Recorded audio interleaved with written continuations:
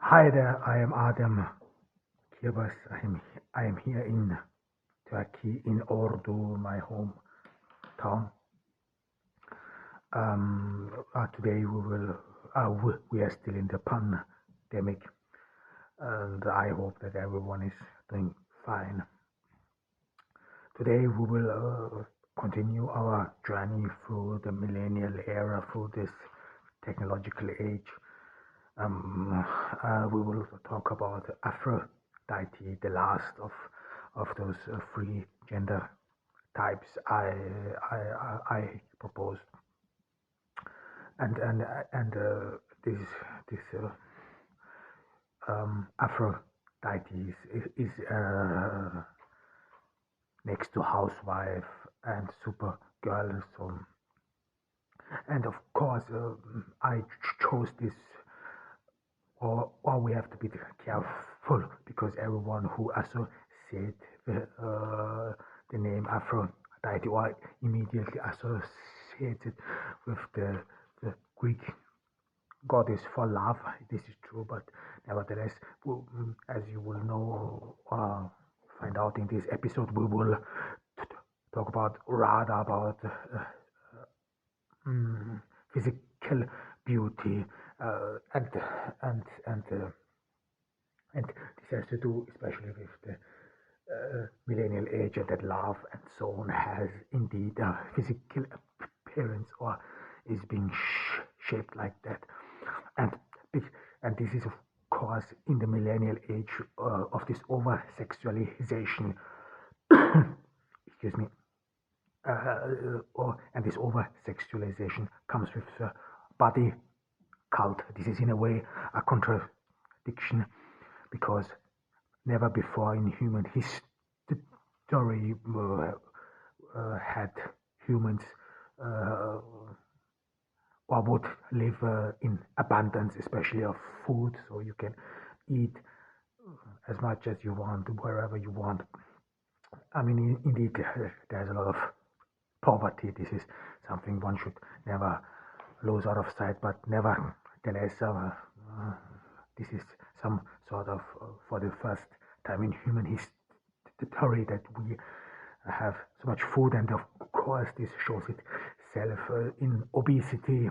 I mean, there was once a very interesting documentation I saw, especially in the US, that that funeral homes or undertakers care undertakers, or that the business is firstly booming, and secondly that those cascades were in which the dead is buried, that they grow bigger because those people who die are obese, and people therefore they had to adjust. But but despite we live in an age of a lot of junk food, nevertheless there are, as well as a food culture or thriving food culture. One only has to open the internet, social media, TV. I mean, there are a lot of cooking shows which show you how to mm, cook good food, but as well as healthy. So people are obsessed with healthiness. And I think this is important to understand that beauty always comes with health. This was always the case. It is with health, and we will later see with race as well, and especially what it means with whiteness.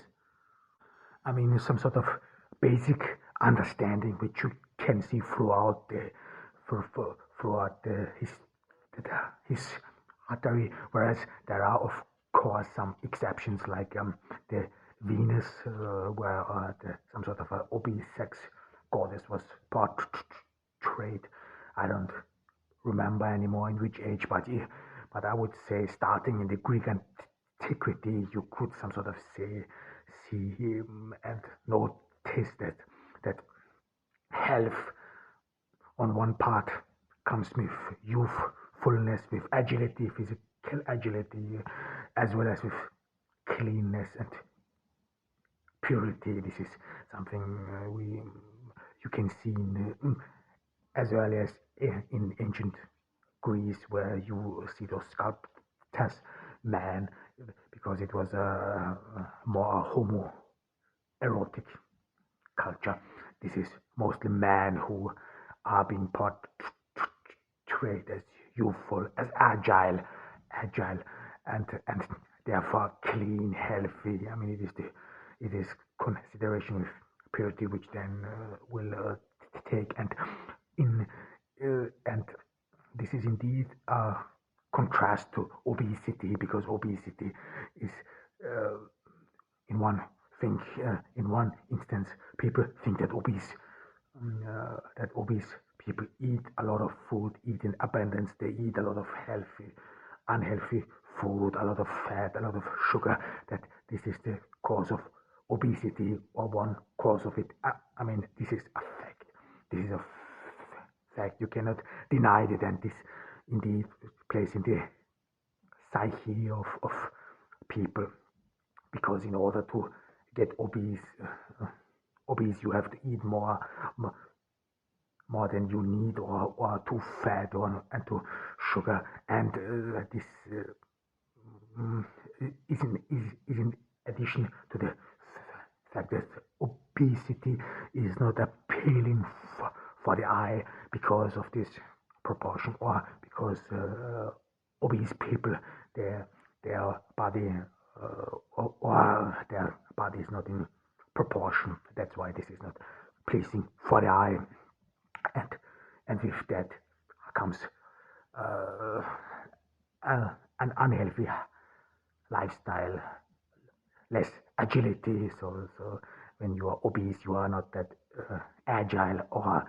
you are not considered as clean and so on, because obese people sweat a lot and so on. I mean, of course, there are exceptions to that. I don't want to go into the detail, because obesity, or this beauty cult, is one big issue in our society. People talk about this in a great deal, and I think we should not go deeply into it. But nevertheless, what I want to talk about in a later episode is desire, which is, I think, very interesting. This does not mean, because with obesity, you have to be aware, this does not mean that obese people are very unattractive or whatever. There are indeed men as well as women who find appealing to obese people, as well as we talked about it, that really attraction is indeed physically, yes, but it is a lot of emotions play a role. This is not only women, because one always assumes that women would fall in love with their head, and only men with their genitalia. I would I would disagree. There are a lot of factors, and we will talk about it in detail, because it's a very interesting topic. But in order to sum it up, I mean, what I mean with obesity is not that you are just chubby, because everyone is chubby cheeks or whatever.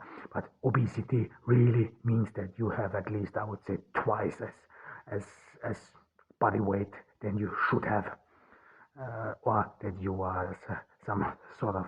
I mean, there are a lot of factors and so on, but it is that it is not pleasing anymore, and so on, because health, there are indeed health issues what what one has to consider, because obesity was indeed a genetical advantage for humans, for so in ages of abundance, so that you could store some of the food in your body, so that you could use it up in scarcity. But nowadays, especially with us living in abundance, this has become some sort of questionable.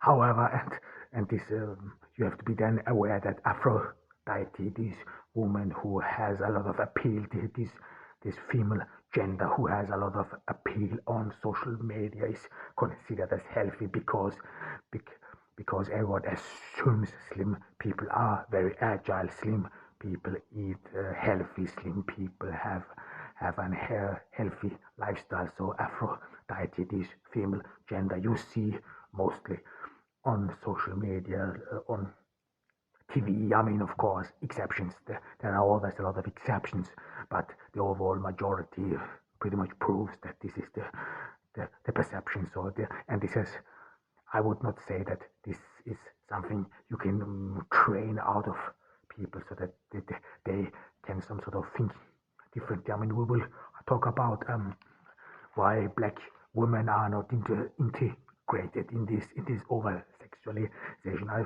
think this is indeed very important. I mean, if one considers and watches on social media, on ads, on internet, TV, whatsoever, then you have to be aware of one thing, that this is whiteness. White women are in the center of all attention. White women are being over sexualized. I mean, you of course see some Asian models, and of course you see some black models. Nevertheless, sorry about there's this peep is an announcement. This is very typical for Turkey. Announcement are being made via speaker, and my home here is right, or the speaker is just a couple of meters away from my home and from this window. So this peep is the speaker outside, and there is some movie being announced or whatever. I mean, this is we are still in the pandemic. I mean, I don't know why one would gather into a cinema. However, I will wanna continue beauty and whiteness that we talked about. These are mainly white women who are in the center of all attention. I mean, of course, there are black women, Asian women, nevertheless. But if you pay close attention to black models, Asian models, they have always or appear always having, I would say, white facial structures, or appear more whitish. I mean, of course, this is some sort of questionable what is really whiteness, and we will talk about it a little bit, but nevertheless, so the overall majority is indeed white women, and this has been considered as beautiful, as the ideal. This is the influence. You see this in the overall majority on social media, starting with ads and so on. That this is only women that, especially white women, are in the center of it, and that they are then trend setters. I mean, it is indeed interesting where this beauty ideal originated from. There are many strengths, or not so many, but one thing you could say, especially one thing which led to the rise of whiteness was the picture or the photo, especially in with the printing press. One of these, the printing press, one might not know, or this was the first, you could say, some sort of psychological war, or war with pictures. This was in the Reformation. So the printing press, in combination with the pictures, or with the no, well, it was not a photo, it was a picture, played a crucial role. I mean, you could see this in Europe, the demonization of your opponent, that this was used in those religious differences between Protestant and Catholics. So the rise of the picture indeed played a crucial part to it, and that in other countries, like in Turkey, for example, or in the Islamic world, the picture was rather frowned, or was not really, or was banned partially. However, but the beginning with this purity, with this whiteness, and with health and so on, you could see some sort of in before the industrial age, and especially because the countryside was always considered as healthy, as clean, and this was in